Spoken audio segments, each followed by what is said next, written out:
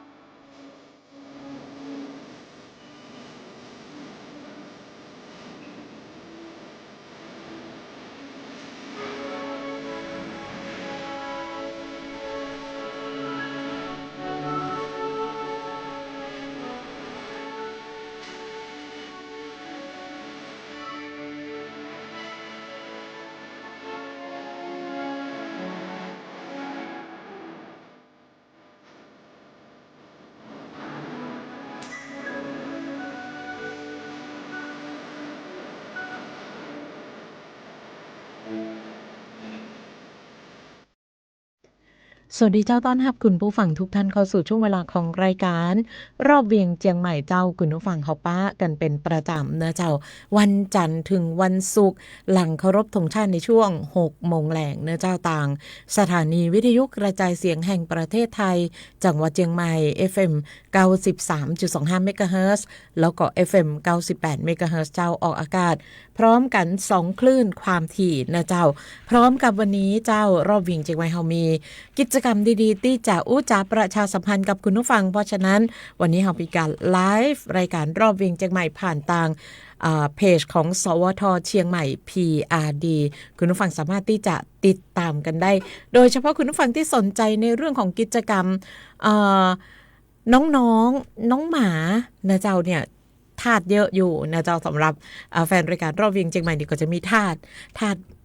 น้องหมาทาสน้องแมวนี่นักขนาดนะจ๊ะเพราะนั้นวันนี้บับผิดหวังแน่นอนสำหรับกิจกรรมดีๆที่เราจะได้อู้ได้จ่ากันนะเจ้าซึ่งวันนี้น้องเก่งมีแขกรับเชิญในรายการถ้าว่าคุณผู้ฟังชมต่างเพจของสวทเชียงใหม่ PRD เนี่ยก็จะเริ่มเห็นผู้ร่วมรายการเรามีตึงงามแล้วก็มีตึงหล่อเพราะว่าเปิ้ลบ่ยอมอู้คนเดียวเปิ้ลอู้2 คนนะเจ้าอ่ะเป็นซีซั่นของรายการรอบเวียงเชียงใหม่กันไปเนาะน้องเก่งต้องรบกวนให้ผู้ที่จะร่วมรายการกับเฮานะเจ้าได้แนะนำตัวเก่ากันสักหน่อยเพราะว่าเปิ้ลกำลังลงดอยมาคุณผู้ฟังเฮาไปได้อู้กันดีแต่เตื้อนะเจ้าแต่ว่าวันนี้แน่นอนคุณผู้ฟังจะได้รับรายละเอียดของกิจกรรมดีๆที่ตั้งใจจะประชาสัมพันธ์สวัสดีเจ้าสวัสดีเจ้า สวัสดี เจ้า ครับ ครูกล้วยจากหน้ายาว FC ค่ะ ครับส่วนผมครูตั้มนะครับผมจากหน้ายาว FC เหมือนกันครับผม เจ้าทั้งสองท่านนี่ต้องมีความผูกพันหรือว่าได้ทำงานกู้กันน้องหมาก่อน แม่นเจ้าเราเปิดโรงเรียนฝึกสุนัขมาประมาณ17 ปีค่ะปีนี้ปีที่17ค่ะฝึกที่ไหนอะเจ้าอยู่น่าส หาน ง ใจ ดงแล้วก็แม่ริมค่ะอ๋ออยู่บ้านเฮานี่บ่ได้นะเจ้าหางดงแม่ริมเอาไผที่ต้องการจะไปฝึก ลูกๆฮือหูกรรมมันก็ตั้งใจฟังเนอะก็เดี๋ยวน้องเก่งจะเปิดโอกาสให้คุณครูได้แนะนำนะเจ้าแนะนำโรงเรียนฝึกสุนัขเนาะน่าสนใจนะเจ้าเต้าที่หันนี่เดี๋ยวนี้น้องๆสุนัขที่เข้าไปฝึกนี่มีอายุตั้งแต่เท่าไหร่อะเจ้าส่วนใหญ่แล้วเราจะรับตั้งแต่4 เดือนค่ะบักเกิน3 ปีอ๋อ4 เดือนแม่นค่ะ4 เดือนนี่ก็ฝึกได้แล้วกะแม่นค่ะโอ้โหเรื่องตัวนี้นะเจ้า ต้องรอวัคซีนครบค่ะอ๋อนะเจ้าเนาะซึ่งตอนนี้ก็คงจะจบไปหลายรุ่นละแม่นค่ะหลายรุ่นมีไปทำงานไปโชว์อย่างนี้กับเจ้าก็มีบางคนก็ไปแตกแขนงด้านอื่นค่ะมีนักเรียนบางคนนักเรียนบางตัวไปสอบเป็นเซอร์วิสด็อกที่ลอนดอนเนี่ยค่ะก็มีหลายแบบบางตัวก็กลับไปใช้ชีวิตกับเจ้าของอยู่ได้โดยที่แบบบ่มีปัญหาเนี่ยค่ะเจ้าสาเหตุที่เปิ้ลต้องเอามาฝึกนี่คือต่างคนต่างมีวัตถุประสงค์ที่บ่เหมือนกันก็ เรียกว่าบ่เหมือนกันก็บ่ใช่ค่ะ แต่ว่าคล้ายๆกัน ส่วนใหญ่จะมีปัญหาเรื่องของพฤติกรรมค่ะดูเนาะแม่นค่ะโอ้บ่ค่อยรู้เรื่องเนี่ยจูงแล้วลากสายจูงเนี่ยค่ะกินของมุมมามตะกะชอบหนีออกจากบ้านลากสายจูงไปคนเดียวใช่ค่ะแม่นค่ะบัดรอเจ้าของเนี่ยค่ะจะกินกับแบบบ่มีวินัยอย่างเงี้ยนะแม่นค่ะแต่ถ้าผ่านการฝึกมาแล้วก็จะมีวินัยในเรื่องเราแม่นค่ะก็จะโดนขัดเกลาไประดับหนึ่งน่าสนใจคุณผู้ฟังเจ้าไผ่ที่ฮักน้องหมาหรือใครที่กำลังดูแลมาอยู่เนี่ยกำเดียวน้องเก่งจะเปิดช่องทางให้ติดต่อครูกล้วยนะเจ้าว่าอาจจะไปติดต่อกันตั้งได้จะโทรศัพท์มาอู้จักกันจะได้แต่ว่าวันนี้เขามีกิจกรรมหนึ่งเจ้าที่คุณครูทั้งสองจะได้อู้กันก็คือกิจกรรมที่กำลังจะมีขึ้นในพื้นที่จังหวัดเชียงใหม่เฮาน่าสนใจนะเจ้าอย่างถึงได้มารายการรอบเวียงเชียงใหม่เพราะว่าน้องเก่งบ่เคยเห็นกิจกรรมนี้ที่ไหนนะเจ้ากำลังได้ยินก็เลยบอกน้องเจี๊ยบนะขอบคุณน้องเจี๊ยบดารุณีเมฆสุวรรณผู้ช่วยประชาสัมพันธ์จังหวัดเชียงใหม่นะเจ้าที่เปิ้ลได้ซัพพอร์ตข้อมูลมาในเบื้องต้นนะเจ้าหลังจากที่ตังกิจกรรมเปิ้ลได้ไปแถลงข่าวเมื่อวันอังคารที่ผ่านมาสัปดาห์ที่แล้วนะเจ้าก็มีการอู้กันน้องเจี๊ยบว่าสนใจกิจกรรมนี้นะเจ้าเฮามาเริ่มต้นอู้กันก่อนเลยเจ้าว่ากิจกรรมนี้ชื่อว่าอันยังนะเจ้ามันเกิดขึ้นมาได้จะใดเจ้ากิจกรรมนี้เรียกว่า Professional Dogtail Spartan Race หลายท่านคงจะเคยได้ยินคำว่า Dogtail หรือว่า Dog Spartan Race ซึ่งกิจกรรมทั้งสองแบบเนี่ยเป็นกิจกรรมคนละรูปแบบกันเลย Dogtail ก็คือการวิ่งกับสุนัขอยู่ในป่าในทางที่แบบเข้าป่าเหมือนที่คนวิ่งเทรลนะมันก็จะคล้ายๆกันค่ะแต่นี้วิ่งทำกิจกรรมกับสุนัขแล้วก็ Dog Spartan Race หรือว่า Obstacle ก็คือการวิ่งข้ามสิ่งกีดขวางก็คือมีเป็นด่านมันก็เพิ่มศักยภาพของสุนัขเพิ่มความรู้สึกตื่นเต้นและสนุกสนานที่มีเขาเรียกว่ามีปฏิสัมพันธ์กับเจ้าของเยอะขึ้นค่ะงานก็จะจัดที่อำเภอแม่ริมค่ะตรงแถววัดโป่งไคล้โป่งแยงแม่ริมวันที่20ธันวานี้ค่ะโดยงานจะเริ่มตั้งแต่10โมงเช้าเลยค่ะจนไปถึงประมาณ 2-3 ทุ่มค่ะก็คือเริ่มต้นก็งานนี้จำเป็นที่จะต้องคนที่จะไปร่วมต้องมีหมาเป็นของตัวเองอย่างนี้ก็ต้อง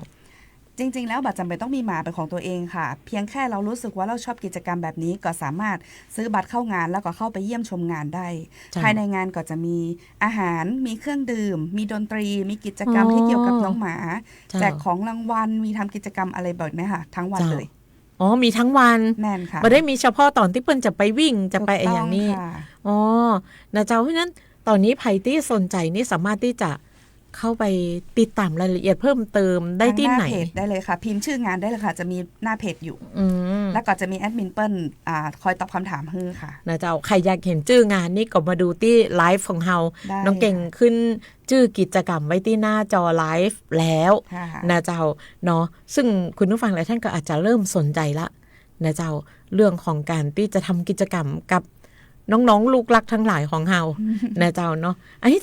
จำกัดก็เจ้าว่าจะต้องเป็นน้องๆที่ได้รับการฝึกการวิ่งหรือต้องผ่านการฝึกฝนในเรื่องการข้ามสิ่งกีดขวางทั้งหลาย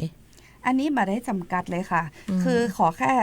เจ้าของเป็นคนที่ชอบทำกิจกรรมร่วมกับสุนัขถึงแม้ว่าจะเคยเรียนหรือไม่เคยเรียนมาก่อนก็สามารถเข้าร่วมงานได้ค่ะเพราะว่าเราต้องกังวลเลยว่าเพราะในงานเนี่ยเราจะมีสตาฟเพียงพอในการช่วยเหลือถ้าเกิดว่ากลัวว่าเกิดอุบัติเหตุหรือสุนัขกลัวทำกิจกรรมไม่ได้อะไรเงี้ยค่ะก็จะมีสตาฟคอยช่วยเหลือรวมทั้งมีพี่เลี้ยงและก็ครูฝึกอยู่ในงานตัวเจ้าเชื่อว่าเวลาเราไปถึงงานเนี่ยน้องๆก็จะตื่นเต้นของเปิ้ลอยู่นะเจ้ามันอาจจะยากคือเกิดแรงบันดาลใจ เธอย่าได้ฉันก็ย่าได้อย่างเงี้ยนะเจ้าแม่นะคะเนอะซึ่งเป็นกิจกรรมที่เราบอกค่อยมีโอกาสนะแล้วก็อยากจะให้ทุกท่านทุกคนนะเจ้าได้มีโอกาสไปร่วมกิจกรรมนี้เนาะบางท่านเนี่ยบอกว่าเป็นคนฮักหมานะแต่บ่มีหมาเป็นของตัวเองก็สามารถที่จะไปร่วมกิจกรรมเพื่อที่จะชมความสามารถของน้องๆได้แม่นค่ะบางคนที่ขออยากมีหมาแต่ว่าไม่ได้มีหมาเป็นสัตว์มีสิ่งมีชีวิตเขาก็ขออนุญาตเอาตุ๊กตาไปเอาหมาลูกโป่งไปจะอีกก็ได้อยากทำร่วมกันแต่ว่าอาจจะเป็นน้องๆนักศึกษาที่ยังไม่สามารถที่จะดูแลเลี้ยงได้อย่างนี้นะคะแต่ว่าไปเล่นกับหมาเพื่อนๆได้แล้วก็อยากมีหมาของตัวเองอยากได้ฟีลแบบนั้นโนขออนุญาตเอาหมาที่เป็นลูกโป่งไปได้ไหมก็น่ารักค่ะก็เป็นแถมอย่างนึง ใช่น่าติดตามเจ้าคุณผู้ฟังเจ้าใครที่สนใจอยากจะไปร่วมกิจกรรมนี้ก็ไปได้เลย หรือใครอยากจะอย่างเพิ่มเติมนี้พิมพ์เข้ามาได้เลยนะเจ้าพิมพ์เข้ามาได้เลย โทรเข้ามาก็ได้เดี๋ยวจะให้วิทยากรได้ตอบคำถามให้นะเจ้าเผื่อว่าจะมีอย่างที่จะเป็นพิเศษนะเจ้าอุปกรณ์สิ่งที่เราจะต้องเตรียมเนาะคนที่อยากจะไปร่วมงานเนี่ยลงทะเบียนเรียบร้อยละอยากจะไปร่วมงานต้องมีอย่างเตรียมไปพ่องเจ้าอันนี้พื้นฐานเลยก็จะมีสายจูงปลอกคอหรือว่าฮาร์เนสก็คือที่รัดอกค่ะค่ะแล้วก็ถ้วยน้ำอุปกรณ์เฉพาะของสุนัขแต่ละตัวอันนี้สามารถเตรียมไปได้เลยในงานเราจะมีน้ำดื่มสำหรับน้องหมาและก็ของนักกีฬาอยู่นะคะอันนี้คือเราเตรียมไว้ให้แล้วเจ้าคะแนนว่าเราเอาภาชนะไปใช่ค่ะเตรียมส่วนตัวไปแต่ถ้าเกิดว่าไข่บะหมี่ในงานก็จะมีซัพพอร์ตอยู่ค่ะค่ะเนาะก็อำนวยความสะดวกเต็มที่แล้วก็จะว่าคนเลี้ยงหมาเนี่ยก็จะรู้เนาะว่าเวลาเขาจะออกบ้านอ่ะเขาจะไปที่ไหนเนี่ยเขาจะต้องเตรียมอย่างเพื่อน้องๆพ่องนะเจ้าเนาะอย่างน้อยก็ส่วนใหญ่ก็จะรู้กันอยู่แล้วเนาะสายรัดอกนะเจ้าปอกคอสายจูงอย่างเงี้ยเนาะซึ่งก็มีกิจกรรมเพื่อได้เลือกนะเจ้าเขาจะมาอู้กันถึงกิจกรรมที่จะมีขึ้นนะเจ้ามีกี่อย่างมีในรูปแบบลักษณะใดเล่ารายละเอียดให้เห็นภาพสักหน่อยเจ้ามาสองคนเปลี่ยนกันอู้เลยโยนไม้ค่ะโยนไม้โยนไม้ค่ะฐานเนี่ยเล่าถึงฐานถึงฐานนะครับผมถึงฐานทั้งหมดมันจะมีประมาณ23ฐานครับผมมันมีทั้งวิ่งเทรลทั้งปีนเขาทั้งไต่บันไดลิงขึ้นที่สูงฮะปกติมนุษย์เราจะมีกลิ่นเสียงรสรูปนะฮะแต่ว่าในโลกของสัตว์เลี้ยงมันจะมีรสรูปกลิ่นเสียงคล้ายๆกันคล้ายๆกันแต่เรียงลำดับไม่เหมือนกันเสียทีเดียวของเขานี่กลิ่นเสียงรสรูปของหมานี่คือจะใช้การดมเป็นอันดับแรกเหมือนกับว่าถ้าคนเราไม่เชื่อสิ่งใดเราจะพูดว่าถ้าฉันไม่เห็นกับตาฉันจะไม่เชื่อแต่ถ้าเป็นสุนัขเขาก็จะบอกว่าถ้าฉันไม่ได้ดมฉันจะไม่ทางเชื่อฉะนั้นลำดับการรับพวกเนี้ยรับรู้เนาะมันก็จะเหมือนกับคนซึ่งในรูทางที่เราทำฐานขึ้นมาคือกระตุ้นในสิ่งนั้นของสุนัขค่ะค่ะเหมือนการเดินเทรลเนี่ยมันกระตุ้นเรื่องศักยภาพความอึดความทนการเดินขึ้นเขานู่นนี่นั่นแต่การวิ่งแบบสปาร์ตันหรือการแข่งแบบสปาร์ตันหรือมีข้ามสิ่งกีดขวางมันต้องใช้เรียกว่าการวางแผนมันก็จะได้ผสมอยู่ในรูทเดียวกันเส้นทางที่เราได้มาเป็นเส้นทางที่เรียกว่าพิเศษมากๆเจ้าสำหรับการแข่งขันประเภทนี้ที่จะรวมทั้ง2กิจกรรมอยู่ในรูทเดียวกันเพียงแค่4กิโลเจ้าค่ะ4กิโลสำหรับกิจกรรมนี้เนาะบางท่านนี่เห็นเวลาคนเฮาวิ่งเทรลจะต้องแบบไต่เขาขึ้นเขาลงห้วยด้วยทางลำบากนะเจ้าแต่ว่ากิจกรรมนี้ความจริงนี้แบบอยากสปอยเยอะกว่านี้ครับผมแต่ว่าอยากให้มีเซอร์ไพรส์ในงานมากกว่าครับรับรองสนุกมากๆครับผมไปแล้วบ่ผิดหวังแน่นอนไปแล้วบ่ผิดหวังแน่นอนครับผมเปิดประสบการณ์ใหม่ครับเนาะเฮาก็อยากให้ทุกคนทุกท่านที่สนใจได้ไปสกิลที่อยู่รอบตัวน้องหมาทุกอย่างนะฮะที่เราพูดมาเมื่อกี้เบื้องต้นเราจะได้ใช้หมดเลยเพราะมีทั้งฐานพิสูจน์กลิ่นฐานเสียงฐานความแข็งแรงอะไรพวกนี้มันจะได้ใช้หมดเลยเจ้าแล้วก็อย่างตะกี้ที่ถามว่าน้องๆที่บ่เคยได้ฝึกเปิ้นจะสามารถทำปฏิบัติภารกิจในฐานเหล่านี้ได้ก็เจ้าปฏิบัติได้ครับผมเพราะว่าสิ่งเหล่านี้มันจะมีอยู่ในตัวของสุนัขอยู่แล้วครับผมแต่ว่าเราจะมีการกระตุ้นขึ้นมาอาจจะมีพี่เลี้ยงที่อยู่ในฐานนั้นช่วยให้น้องกระตุ้นทำในสิ่งเหล่านี้ฮะอย่างเช่นแบบการหากินกินที่เราจะต้องหาในฐานนะหรือว่าเสียงที่น้องได้ยินหรือว่าการปีนในที่สูงบางตัวอาจจะกลัวแต่เรามีเทคนิคที่สอนอยู่ในฐานก็คือมีทีมสตาฟของเฮาเนี่ยคอยดูแลใกล้ชิดอยู่แล้วว่าเราใช้สตาฟทั้งหมดเกือบ50คนค่ะในงานนี้ถือว่าเยอะมากเนาะที่เคยจัดมาผมว่าในงานที่การวิ่งเทรลน้องหมาผมว่างานไหนเยอะแน่นอนครับใช้สตาฟเยอะมากใช้สตาฟเยอะมากเจ้าเราห่วงเรื่องความปลอดภัยเลยค่ะเรื่องความปลอดภัยของคนของสุนัขเลยค่ะก็จะมีทีมแพทย์ของทั้งสุนัขและก็ของคนอยู่ตัวเจ้าในทีมแพทย์ของน้องหมานะฮะที่เราได้เตรียมไว้คือได้เรารับการสนับสนุนจากโรงพยาบาลสัตว์ทองหล่อครับแล้วก็ในส่วนของความปลอดภัยของคนเราจะได้การสนับสนุนของทีมงานกู้ภัยที่สูงแห่งประเทศไทยหรือว่า TRRT ครับ ที่มาช่วยซัพพอร์ตในงานนี้ก็มีหลายส่วนฝ่ายที่มาช่วยกันสนับสนุนการจัดกิจกรรมเนาะเด็ดๆทั้งนั้นเนาะคัดแบบเด็ดๆนะอยากไป นึกแล้วก็อยากไปแต่ก็สงสัยต้องเอาลูกโป่งไป ต้องเอาลูกโป่งมาไปซะละนะเจ้าเพราะว่าตัวเก่าก็เป็นคนที่เลี้ยงหมาแล้วพอน้องหมาแก่ตายเลยอายุ19 ปีก็เพิ่งตายไปแล้วก็ยังบ่ได้มีน้องหมาตัวใหม่เข้ามาดูแลเพราะนั้นพอเห็นกิจกรรมเราเนี้ยแล้วแบบชอบ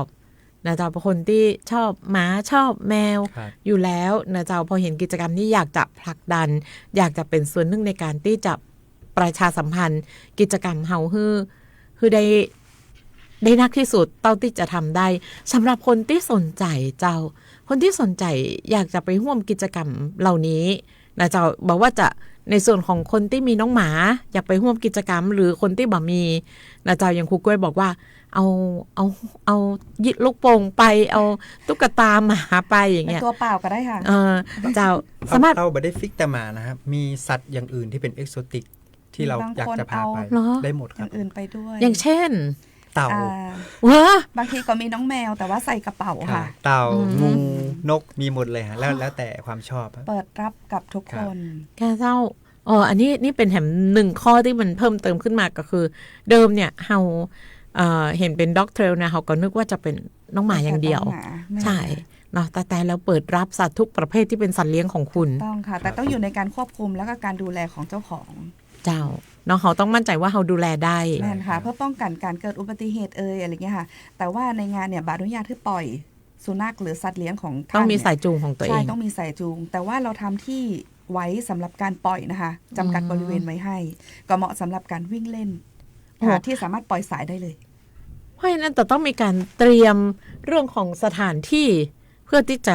รองรับแน่นค่ะ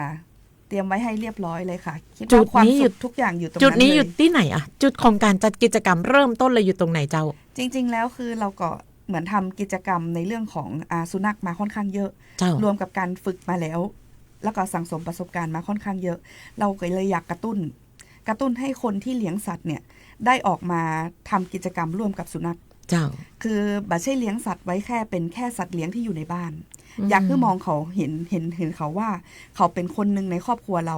ที่เราไปเที่ยวเราก็สามารถพาไปได้เราพาไปกินข้าวเราก็สามารถพาไปได้ฉะนั้นมันก็จะตอบสนองกับโรงเรียนตัวก็คือได้เรียนแล้วได้นำไปฝึกฝนและใช้จริงมีการประยุกต์ใช้จริงพอมันมีการทำกิจกรรมแบบนี้มารองรับปุ๊บมันก็ไปตอบสนองโจทย์ตรงที่ว่าคนสามารถพาน้องหมาพาสัตว์เลี้ยงออกมาทำกิจกรรมร่วมกันได้คือแฮปปี้กันทั้ง2 ฝ่ายค่ะอีกอย่างก็ได้กระตุ้นการท่องเที่ยวตัวตรงจุดบริเวณที่เราจัดงานเนี่ยเป็นจุดบริเวณที่ภูมิประเทศที่เย็นตลอดทั้งปีและเหมาะกับการที่จะทำเหมือนกับว่าแหล่งท่องเที่ยวเราอยากให้กระตุ้นขึ้นมาแล้วก็เศรษฐกิจรอบข้างโรงแรมร้านอาหารหรือว่ากลุ่มธุรกิจขนาดเล็กรอบนั้นก็คือฟื้นฟูขึ้นมาจากตรงนั้นเยอะขึ้นเจ้าค่ะเนาะก็ได้หลายฝ่ายเลยเฮาก็จะได้จุดท่องเที่ยวใหม่ๆตัวแม่นค่ะเราจะได้มีความสุขกับกิจกรรมตีเปิ้ลจัดขึ้นมานี้ตัวนะเจ้าแต่กี้มีก่อนที่เราจะเข้ารายการมานะเจ้าทั้ง2ท่านได้บอกว่าจุดที่เราทำกิจกรรมเนี่ยในอนาคตหรือณวันนี้มันมีจุดที่สวยงามหลายที่หลายต่างที่สามารถจะเป็นจุดท่องเที่ยวสำหรับผู้คนได้นะเจ้ายกตัวอย่างหน่อยได้ค่ะเจ้าอย่างแรกที่ผมอยากยกตัวอย่างคือเรื่องของอากาศนะฮะจุดตรงเนี้ยผมรับรองเลยว่าอากาศไม่แพ้ดอยสูงหรือว่าอย่างเช่นดอยอ่างค้างอินทนนท์ตรงนี้หนาวทั้งปีฮะถึงขั้นถึงเลขตัวเดียวเลยครับผมครับแล้วก็ยังนักท่องเที่ยวยังไม่ค่อยรู้หรือว่าประชาชนทั่วไปยังไม่ค่อยรู้ว่ามุมนี้เป็นมุมที่สวยมุมหนึ่งของเชียงใหม่เลยว่ามันจะมีมุมแบบหลายๆมุมที่วิวทิวทัศน์ก็สวยและอยู่ใกล้ม่อนแจ่มค่ะอยู่ใกล้ๆม่อนแจ่มใกล้ๆกันแต่ว่าอาจจะต้องขับรถเลยขึ้นไปอีกนิดนึง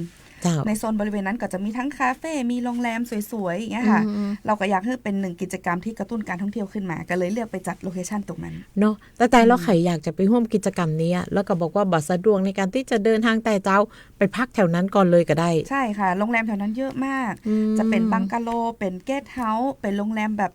5 ดาวก็มีค่ะมีหลากหลายเรทราคามากๆเลยบรรยากาศก็ดีผู้คนน่ารักค่ะ เจ้าและที่สำคัญเนี่ยเขาต้องมีสัตว์เลี้ยงไปเนาะต่างโรงแรมก็คงจะมีบางโรงแรมที่เปิดโอกาสให้เราที่สามารถเรานำสัตว์เลี้ยงของเขาเข้าไปได้นะเจ้าเนาะอันนี้ก็เป็นแถมเรื่องนึงสำคัญที่หลายคนที่เคยเลี้ยงหมาเลี้ยงแมวแล้วก็เนี่ยถ้าพาเราไปพักโรงแรมนี้เปิ้นจะอนุญาตก่ออย่างเงี้ยก็รู้สึกเป็นห่วงสัตว์เลี้ยงตัวเองนะเจ้าเพราะนั้นก็ตรงนี้สามารถไปดูสถานที่ไว้ก่อนเลยก็ได้ไปสำรวจเส้นทางกันก่อนเลยก็ได้นะเจ้าเนาะเล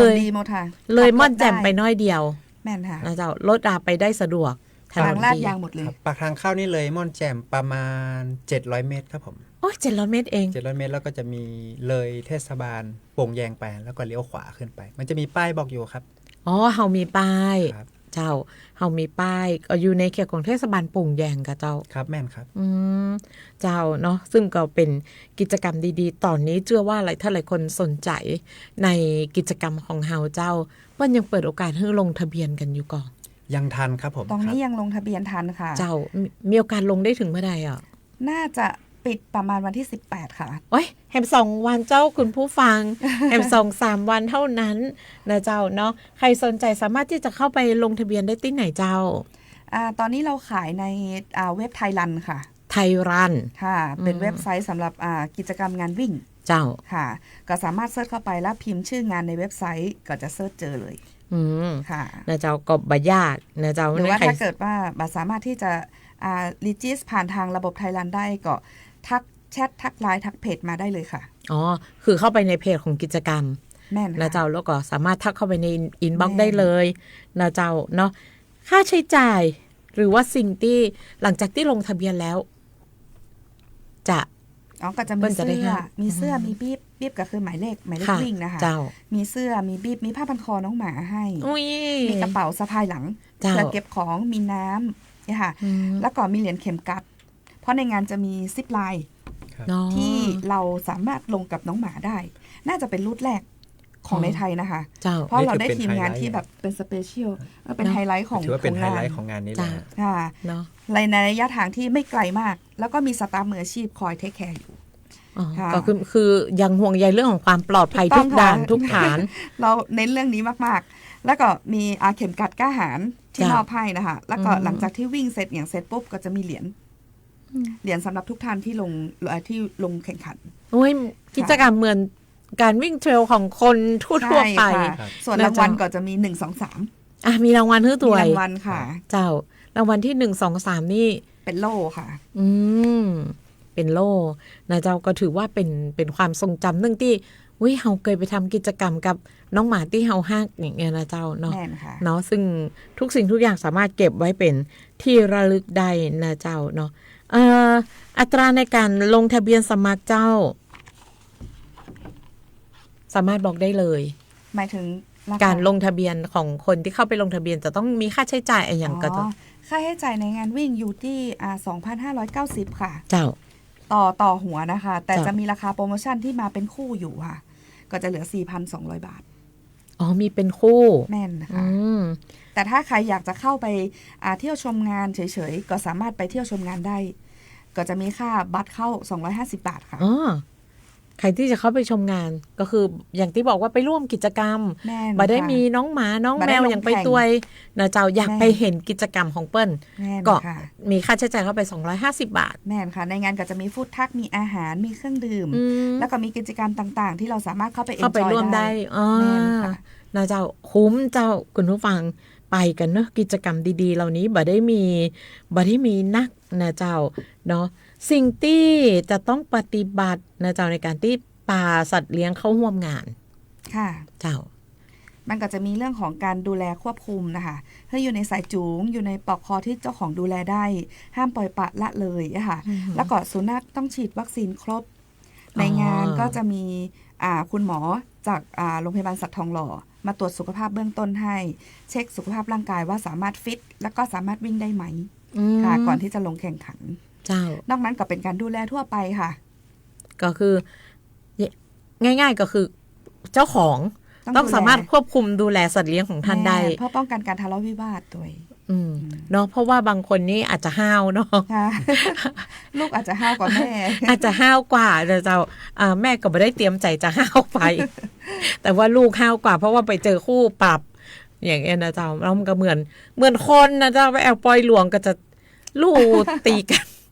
อาจจะลุงลังกว่านั้น เนาะก็อย่างที่ว่านะเจ้านี่คือบรรยากาศใหม่ๆสีสันใหม่ๆนะเจ้าที่เราสามารถจะเข้าไปสัมผัสได้ด้วยตัวเองนะเจ้าคือได้สรุปรบกวนสรุปกิจกรรมทั้งหมดนี้แห่งกรรมเนื่องเจ้าส่งท้ายค่ะสำหรับงาน Professional Dogtail Spartan Race 4 กิโลนี้นะคะคนที่มีหมาหรือไม่มีหมาก็สามารถเข้าร่วมงานได้นะคะแล้วก็งานจัดวันที่ 20 ธันวาตั้งแต่เวลา 10 โมงจนถึง 3 ทุ่มนะคะในงานมีทั้งอาหารของสุนัขมีบูธจากเพชรมาร์ทขึ้นไปเปิดบูธอาหารสุนัขขนมสุนัขนะคะแล้วก็มีโรงพยาบาลสัตว์ทองหล่อตรวจสุขภาพให้ก่อนวิ่งแล้วก็ยังมีฟู้ดทรัคอาหารต่างๆมากมายของคนนะคะสามารถไปเอนจอยได้แล้วก็มีเครื่องดื่มตอนกลางคืนตอนเย็นมาประมาณหลัง 6 โมงก็จะมีดนตรีสดเป็นสไตล์แบบเบาๆค่ะให้ฟังสร้างความรื่นเริงเพื่อให้พักผ่อนหย่อนใจในขณะที่รอสุนัขอาบน้ำก็จะมีศูนย์บริการอาบน้ำให้สำหรับตัวที่สกปรกหรือเปื้อนโอ้มีบริการอาบน้ำตัวแน่นค่ะโอ้ไปรอข้างบน เผื่อจะเปื้อนโคลนเปื้อนดินเนี่ยค่ะหลังจากเสร็จกิจกรรมแล้วใช่พ่อแม่ก็อาจจะทานข้าวรอเจ้าส่วนน้องหมาก็ลงคิวอาบน้ำอะไรอย่างเงี้ยค่ะโอ้ดีครบกิจกรรมมันว่าครบถ้วนเรียกว่า full service เนาะค่ะแบบเต็มที่แต่จะพาไปก็ต้องสร้างความอุ่นใจให้ผู้ปกครองว่าเขาไปแล้วเขาต้องไม่ลำบากแต่เป็นกิจกรรมที่ลำบากนะเนาะไปคุกฝุ่นคุกโคลนเจ้าแต่กลับมาเป็นอย่างเจ้าเสร็จแล้วก็รอก็สวยกลับบ้านกันเหมือนเดิมใช่ค่ะแต่อาจจะรอ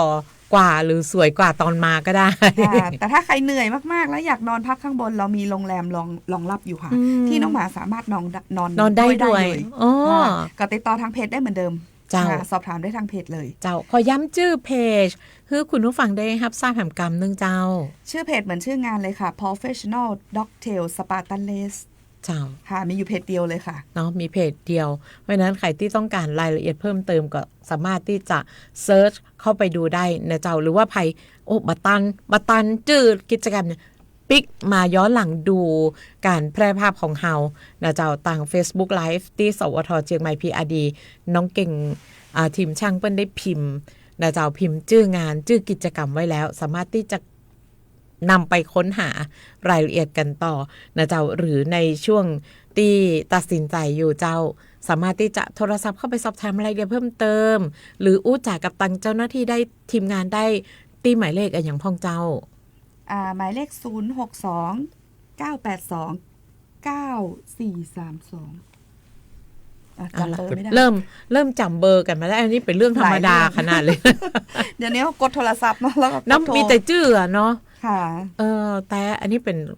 สิ่งที่เป็นเหมือนกันเจ้าประจำเบอร์โทรแม้กระทั่งเบอร์โทรตัวเก่าก็ยังต้องกึด มีจะย้ำกันเนาะมีพอจะกึดได้ย้ำกันเจ้าปกติใช้เบอร์ไหนนะนั่นไง062ครับ942 9832เนี่ยคิดไปตัวหนึ่งเจ้าเนาะเพราะฉะนั้นก็ใครที่สนใจก็สามารถที่จะโทรศัพท์ไปคุยกับคุณครูได้นะเจ้าทางทีมเจ้าหน้าที่เฮาสตาฟเฮามีอันที่จะรอคอยกันแหมนักนะเจ้าเลยม่อนแจ่มไปน้อยเดียวกิจกรรมมีวันที่20 ธันวาวันเสาร์นี้แล้วนะเจ้าตื่นแต่เจ้าไปฮับอากาศที่เย็นสบายนะเจ้าในพื้นที่ของเปิ้ลแล้วก็ไปชมความงดงามธรรมชาติเนาะธรรมชาติใส่นั้นจะเป็นสถานที่ที่แบบท่องเที่ยวทางธรรมชาติเยอะแน่นค่ะหรือว่าท่านใดหาบัตเจอร์ครับก็เซิร์ชใน Google ว่า333บ้านเม็ดบัว333บ้านเม็ดบัวครับผมจุดสังเกตได้ง่ายเลยฮะเจ้าอันนี้ก็น่าจะง่ายไปแฮมตี้นึงอันนี้มีปักหมุดไว้ใน Google ค่ะเพราะว่าเราจัดงานในสถานที่นี้ครับเจ้าเนาะอันนี้คือกิจกรรมดีๆที่น้องเก่งนำมาประชาสัมพันธ์ผ่านในช่วงเวลาของรายการรอบวิ่งเชียงใหม่แล้วต้องขอบพระคุณนะเจ้าผู้ที่ให้รายละเอียดกับรายการของเฮามาตั้งแต่เริ่มต้นจนถึงเวลานี้ขอบคุณนักๆเดี๋ยววันหน้าวันตามมีกิจกรรมแถมหลายสิ่งหลายอย่างบอกผ่านรอบวิ่งเชียงใหม่ได้เนอะเจ้าได้เจ้าขอบพระคุณเจ้าขอบคุณครับ เจ้าแล้วนั่นก็คือกิจกรรมดีๆเจ้าคุณผู้ฟังที่มีขึ้นในพื้นที่ของเฮานะเจ้าวันเสาร์นี้20 ธันวาคมเนาะพื้นที่ดีๆที่ใกล้จะถึงเวลานะเจ้าในการที่เฮาจะได้ผ่านกันไปชมกิจกรรมดีๆนะเจ้าเอาละน้องเก่งจะพักเบรกรายการกันสักกรรมหนึ่งนะเจ้าคุณผู้ฟังแล้วก็เดี๋ยวปีกมาอู้จากกันต่อในช่วงอื่นๆของรายการรอบเวียงเจียงใหม่เจ้า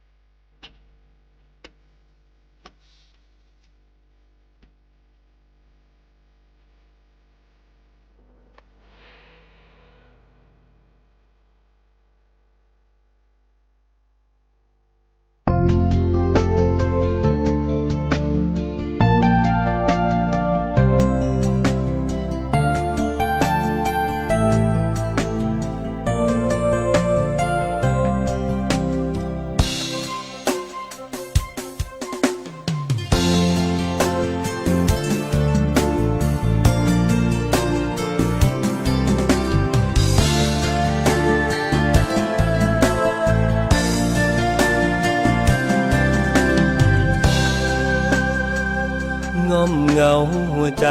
เพราะว่าคนไกลบ่คิดถึงเฮามีแต่เฮาคิดถึงเขาก็ว่าตัวเฮาฮักเขาข้างเดียวตัวอยู่ไกลกันทำให้ใจนั้นมันยิ่งเปล่าเปลี่ยวสมตัวเฮาอยู่คนเดียวบ่เคยจะเลี้ยวจะแลพอภัย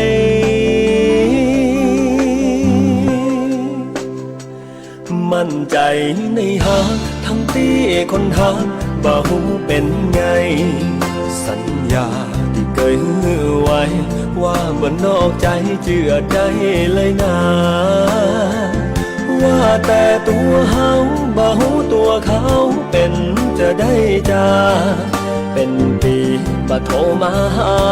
ก็ลืมสัญญาที่เคยฮือกันฝนตกตามโน้นมันหนาวมาถึงตอนนี้มันหนาวสิ้นดีหนาวนี้หนาวจับหัวใจห่มผ้าห่มอุ่นห่มแล้วคงช่วยอุ่นกายแต่ว่าบอกคลายหายหนาวใจได้เลยฝนตกตอนโน้นมันหนาวมาถึงตอนนี้หนาวมาเป็นปีหนาวนี้บ่มีใครมาหนาวเหน็บหนาวใจทุกอกทุกใจแต่นาได้แต่ภาวนาขออย่าเขาลืมกันงอมเหงาใจนะเพราะว่าคนหาของเฮาอยู่ไกลเบอร์โทรก็บ่ฮือไว้อีเมลส่งไปก็บ่ตอบมาหากเขาเปลี่ยนใจเขามีฮักใหม่เฮาก็บ่ว่าขอเพียงส่งใจคืนมาดีกว่ารอถ้าเป็นพี่บ้าคนเดียวฝนตกตามโน้นมันหนาวมาถึงตอนนี้มันหนาวสิ้นดีหนาวนี้หนาวจับหัวใจห่มผ้าห่มอุ่นห่มแล้วคงช่วยอุ่นกายแต่ว่าบอกคลายหายหนาวใจได้เลยฝนตกตอนโน้นมันหนาวมาถึงตอนนี้หนาวมาเป็นปีหนาวนี้บ่มีใครมาหนาวเหน็บหนาวใจทุกอกทุกใจแต่นาได้แต่ภาวนาขออย่าเขาลืมกันงอมเหงาใจนะเพราะว่าคนหาของเฮาอยู่ไกลเบอร์โทรก็บ่ฮือไว้อีเมลส่งไปก็บ่ตอบมาหากเขาเปลี่ยนใจเขามีฮักใหม่เฮาก็บ่ว่าขอเพียงส่งใจคืนมาดีกว่ารอถ้าเป็นพี่บ้าคนเดียว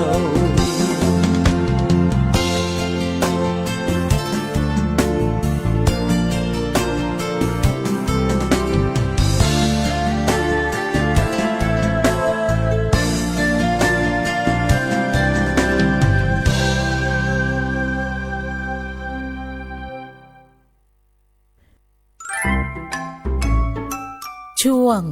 สิ่งดีๆจาก PEA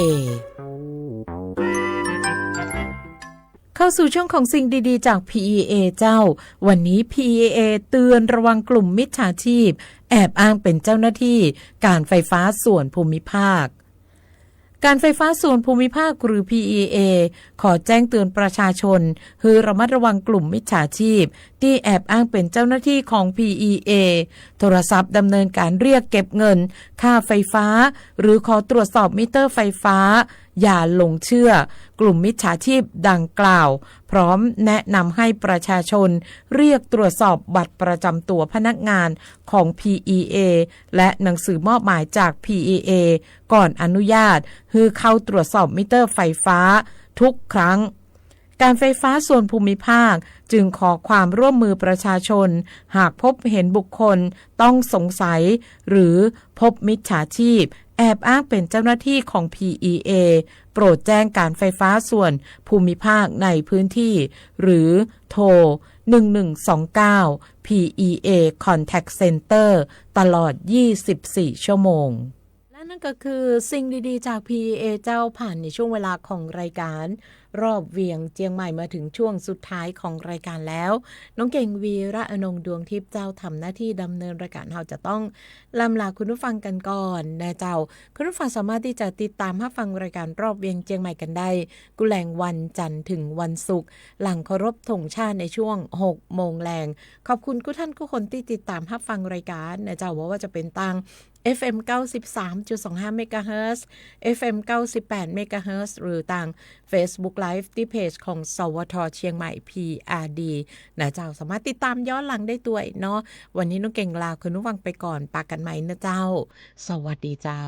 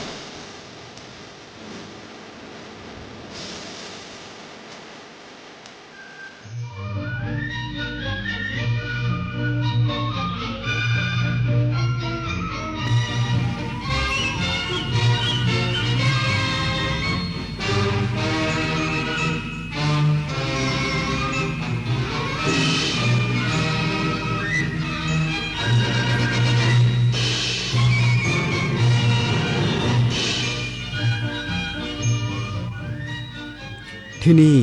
สถานีวิทยุกระจายเสียงแห่งประเทศไทยต่อไปเสนอข่าวซึ่งมีหัวข้อข่าวดังนี้นายกรัฐมนตรีเตรียมหารือสภาความมั่นคงแห่งชาติวันพรุ่งนี้เกี่ยวกับการสกัดกั้นการส่งยุทธภัณฑ์ทางอ้อมถึงกัมพูชาคณะกรรมการ